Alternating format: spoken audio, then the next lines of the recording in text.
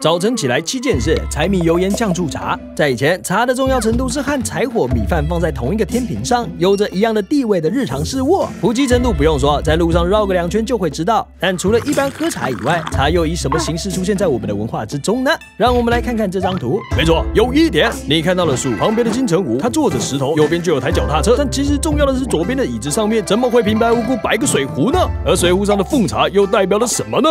茶以各式各样的形式出现在我们的生活中，我们却不知其所以然。但休想逃过我的眼睛，呵呵！就让侦查事务所来寻找茶在生活中的蛛丝马迹吧。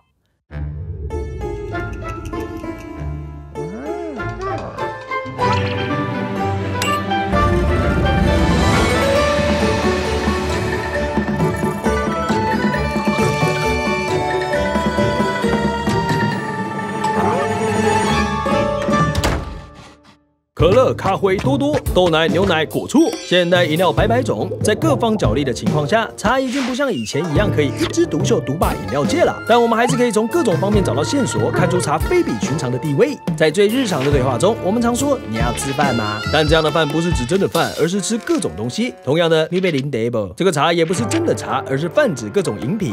在过去，米饭与茶叶的长期大量使用，让它们成了全体食物饮品的代名词。即使随着时代变迁，饮食文化已经改变了，但这个语言的用法依然被我们保存使用。可见我们从以前开始就视茶成性，也难怪生活处处有茶几。饮食的习惯也慢慢影响到其他文化习俗上面，像是初一十五上香拜祖先的桌上，常常会有一杯一杯的小茶杯。这种以茶为祭的习俗，其实和烧纸钱拜贡品的概念差不多，就是拿逝者生前最喜欢的东西来祭拜，希望在阴间的他们依然能够享用吃肉、喝茶等等。茶在祭祀上就这样从祭拜祖先开始，慢慢扩及天地万物和各种神佛上。在佛教，当僧人发现茶是静坐良品以后，茶也就自然而然的被拿来当做礼佛敬佛的极佳圣品啦。不过说到茶与信仰的关联，就不得不提一下台湾茶界的独特信仰，那就是妈祖姐姐。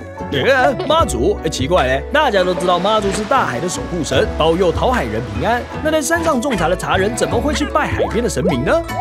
这就值得我们往下调查调查。茶史走完一遍就可以发现，这和台湾与茶特殊的渊源有关。倒转时光回到19世纪，当杜德从福建安溪带茶苗种子来到台湾，这间接系上茶人与妈祖的故事线。杜德种的茶卖的顶呱呱，台湾茶一飞冲天，茶行就一间间如雨后春笋的开。但随后问题也就接踵而来，面对茶产业大量的人力需求，台湾却没有足够的技术人员能够满足就业市场，所以当时大部分的制茶师、茶工都是从福建来台湾打工的季节性工人，像候鸟般春来秋回。可惜的是，他们刚好没有翅膀，只好搭船。而当时渡海可是比现在危险许多啊！台湾海峡也就是俗称的黑水沟，汹涌浪涛的海流可能让一个人不小心还没上山就要下海了。面对这么凶险的旅途，当然就是要和妈祖寻求保佑了。而当茶叶制成后，要销往各地，也要透过海运，这时候又要劳驾妈祖姐姐波比。妈祖一次次的守护，就让茶人们也对妈祖越来越敬重。当时的茶叶工会茶交永和兴就特地跑到福建迎接妈祖来进驻茶叶重镇大稻埕，妈祖就这么华丽变身茶交妈祖。台湾茶人的独特信仰也就这么诞生了。时至今日，除了大稻埕外，在坪林这样种茶为主的山区，都可以看到茶交妈祖的踪迹哦。再让我们回到金城武这案，这奉茶其实也和信仰有关。奉茶的意思是在路边提供免费茶水让行人饮用，是个无私奉献的行为。它源自于中国古代的习俗施茶，而这个施又和佛教教义中的布施有关联。从历史本文中，我们发现中国的唐代已经有僧人施茶的记载，一直施到明代，文人觉得这个活动很不错，就写文章号召百姓们来参与施茶。百姓们听到施茶原来可以积阴德，就纷纷响应。传来台湾后，就变成我们现在看到的奉茶了。